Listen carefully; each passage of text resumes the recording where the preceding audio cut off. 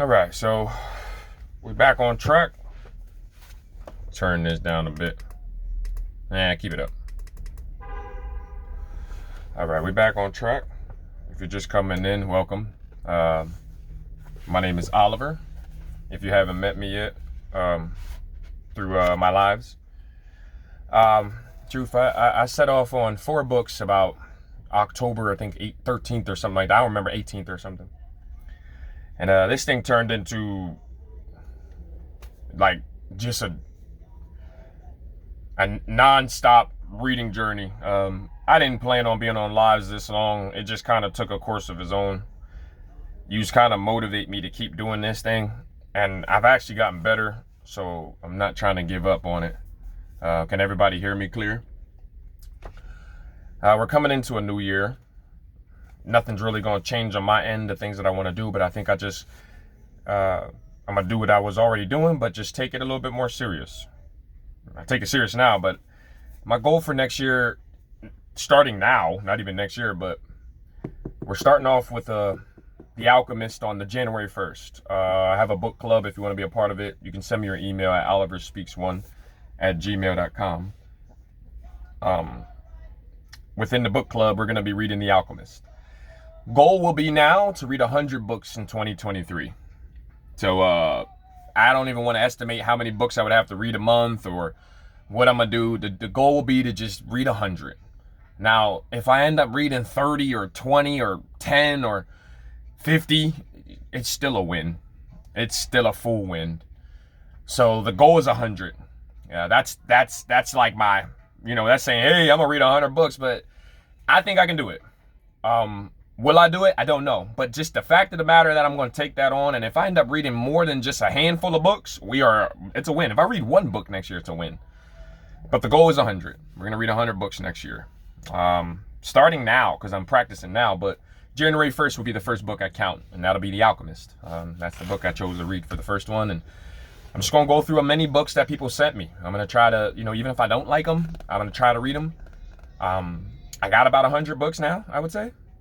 So what we'll do is we'll just start with The Alchemist and we'll just go down the line. And right now I'm reading a book someone sent me. It's called OCD and Intrusive Thoughts. I have very severe OCD. It's not something I want to share with people. It's just something that I feel that I have to do because, I got OCD. And, it is what it is. Like I can't hide from it anymore. I don't have the money to afford a therapist or anything pretty much right now, let alone a therapist. But I did have an opportunity to get TikTok followers, and TikTok followers sent me this book. There's more books on my Amazon wish list, so if you want to send me some books, you can go onto my Amazon wish list and you can pick some books to send me that I put on there. There's some more OCD books that I would read. There's clothes on there too, so I said wear. So yeah, there's some book clothes and stuff on there too that I would wear too on the lives and just in general to keep my spirits up. If I'm around books and seeing books, I see it as like maybe I'll make that my world. It's not easy to get up and do something you're just not good at. I'm not good at this. I'm okay at it, but I'm not good at it. Now there's things that I am good at, and I like doing that every day, but that didn't really get me nothing new. I already know how to do those things. I can run, I can jump, I can do push-ups, I can do pull-ups. I've been able to kind of do that for a long time. There's nothing new that's going to come out of that. Keep myself in shape and keep healthy, and that's a great thing. So maintaining. But when it comes to growing, it's more for mental health when I exercise. It's not for just trying to get a six-pack and anything like that. No offense to people who want that. That's fine, but my mental health is way more important than a six-pack. So with that being said, I am at the gym right now. So what I do is I come to the gym and I sit in the van and I just go through some books and I just kind of read as much as I possibly can. And I just fill my brain with a bunch of things that I should have filled my brain with probably about 25, 30 years ago. So with that being said, let's start off. We're going to read my goal is to read 5 pages a day in the OCD book because it's not an easy book. And it's not something that I want to do because I have OCD. And I'm not a therapist. I'm just using this book to help me hopefully get through these things. So what do I say? Let's just go off. I didn't read 5 pages yesterday, and the goal was 5 pages a day. I didn't change the thing. We'll do that next. So that's coming up. But let me read the OCD book first. and then we'll pick the numbers. I do have my quote book. We're gonna pick numbers as well. I'm gonna go through all the books. Numbers aren't yet. We're reading the OCD book first. I need 10 pages. So if you want to stick around and bear with me through these 10, it's not gonna be an easy read, but I'll do my best. Okay. Can you all hear me? If you can all hear me, just let me know you can hear me clear, because I have music in my ears. I read better with music on, so that's why. Our brain is wired to solve problems, so there are a lot of thoughts involved. Do you care enough? Are you good enough? Are you a good parent? These thoughts are normal and healthy, but they might become overwhelming when you give them significant attention. OCD makes us vulnerable to anything we value and feel responsible for.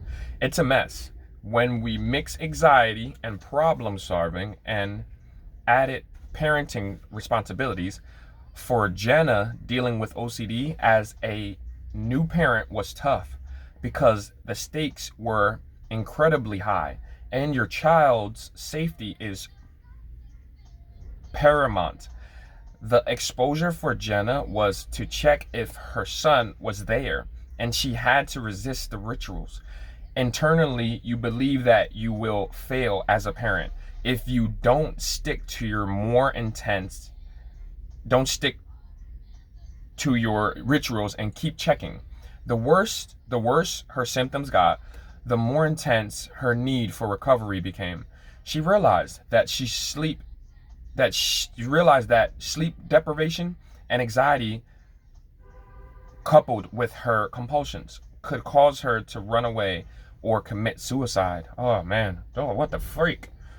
Moving forward is vital to managing OCD. Jenna coped with ERP, homework, and raising a child by combining the task with the ritual. On the way to fetch her son from daycare, she listened to audiobooks to expose her to scenarios where children get hurt or die. She stopped avoiding bad news reports. I'm supposed to do this? About lost children. At that time, there was a musical artist who lost their child, and they wrote a song about the experience. Jenna forced herself to listen to the song and read the lyrics. She found it helpful to identify what OCD wanted and to do the opposite. Now she puts her baby in the car seat, straps him in, and drives straight home without looking back. She talks about her husband's role in dealing with postpartum OCD. Interestingly enough, he is also an ERP therapist, so he should know what to do. Because he wanted to support his wife, he fed her rituals and compulsions by taking over tasks she should have been exposed to, such as dressing the baby. Though he is a logical person, he couldn't help but reassure and help Jenna. Another way for Jenna to soothe her building anxiety was to confess her rituals to her husband. In order to feel less guilty about her behavior, she was also obsessed about the time he would be home. She needed to know because she would put off some tasks for him to do. The opening garage door meant that he was there to ease her pain. Now that she can manage her OCD, she doesn't need to know when he will be home anymore. As a team, they worked out how to recognize rituals and stop them. When she would ask him to do something to ease her anxiety, she would say something like, "I love you, but you are on bath duty tonight." They needed to accept that they would do things that were not normal to other people, but were part of their normal, like not knowing when he would be home. They needed to sacrifice normal for what Jenna required to heal. She always feared alone time with her child, hence the waiting for her husband to be home. Nowadays, she books weekends away for just the two of them, and she values them more because of her struggles. It's important to determine what the function of your behavior is. If you If you used to do lists all the time, ask yourself if you could function normally without them. Are you able to be flexible in order to move forward? Lastly, Jenna shares her thoughts about what she would tell her 20-year-old self. She said she would imagine talking to her younger self, explaining that though everything will become more complicated, they will also become more beautiful. Because of her OCD, she has two sides: the dark side with intrusive thoughts, rituals, and compulsions, and then she has an equal amount of beautiful and creative thoughts. She has positive thoughts, feelings, and ideas about expressing love, and improving her quality of life. The good side of OCD, realizing this made accepting OCD much easier for her. Wow. First of all, that was a very good read. Pat me on the back, because I don't even know I could do that. There was like barely any mistakes in there. For her, OCD was OCD much easier for her. Let's keep going. We got 10 pages. We're on page 9. So we're just going, 29. Jenna's advice is to do things for yourself, for future self. Realize that you act on the fear of now and forget about the chances of it being better in the future. Think about your long-term self and what you can achieve. Meredith, there's another person. Meredith's journey with OCD, intrusive thoughts, started in junior high school, and she remembers the specific time and place. She was standing in the doorway of math class when the thought hit her: what if I am gay?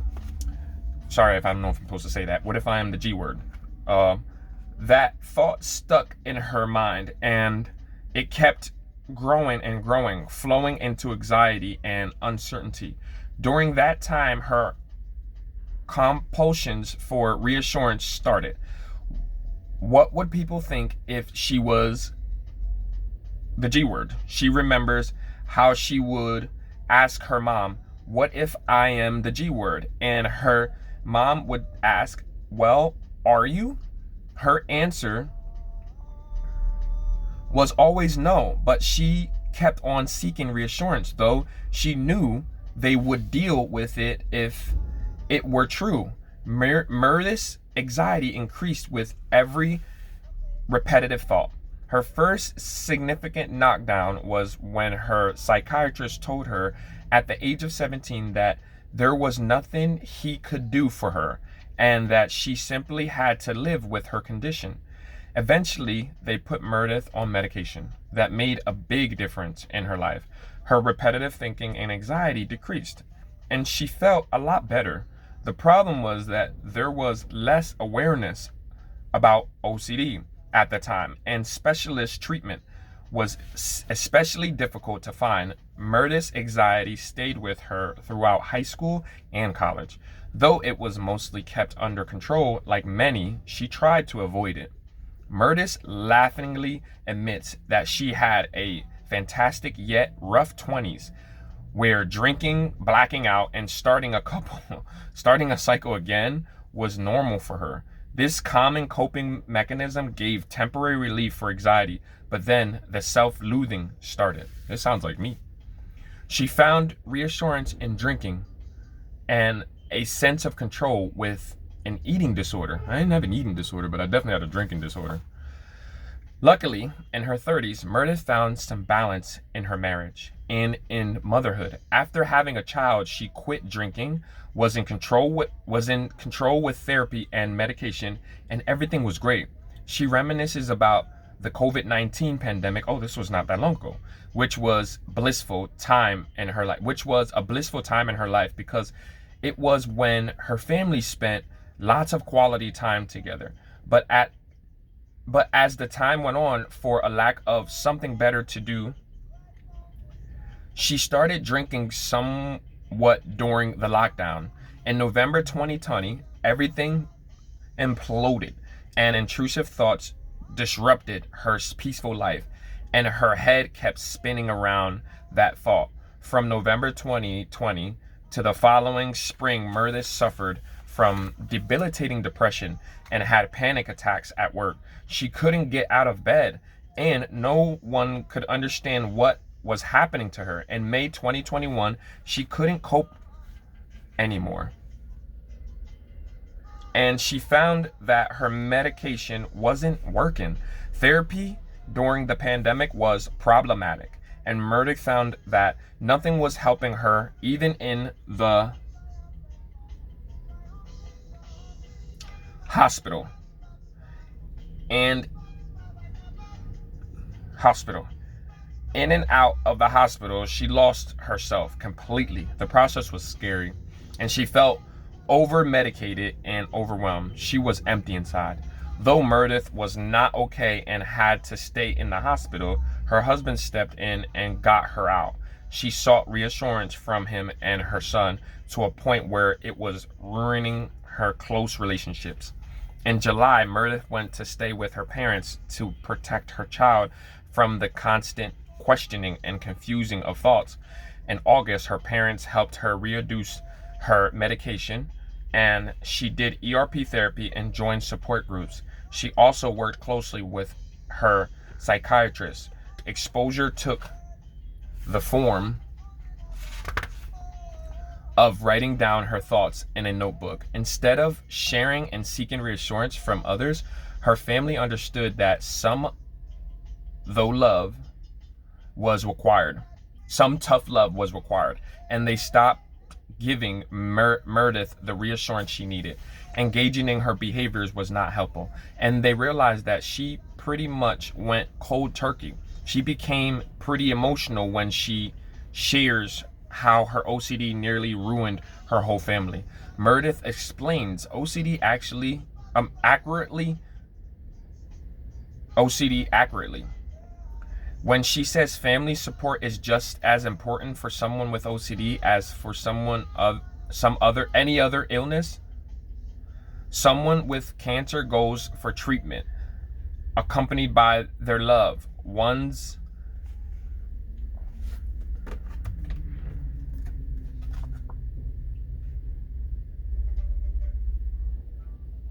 Let me see.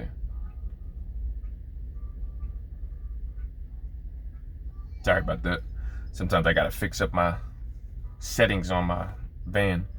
It's so wild that I'm in a parking lot, and I don't know if anybody can relate to this. I'm in a parking lot in the back of the parking lot where no one should be parking, and someone parks right in front of me and right next to me.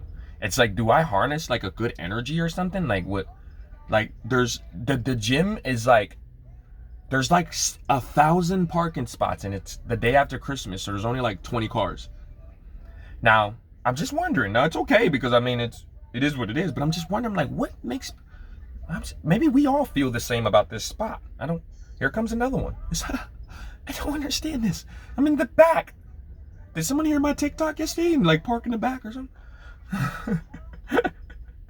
Glitching a lot.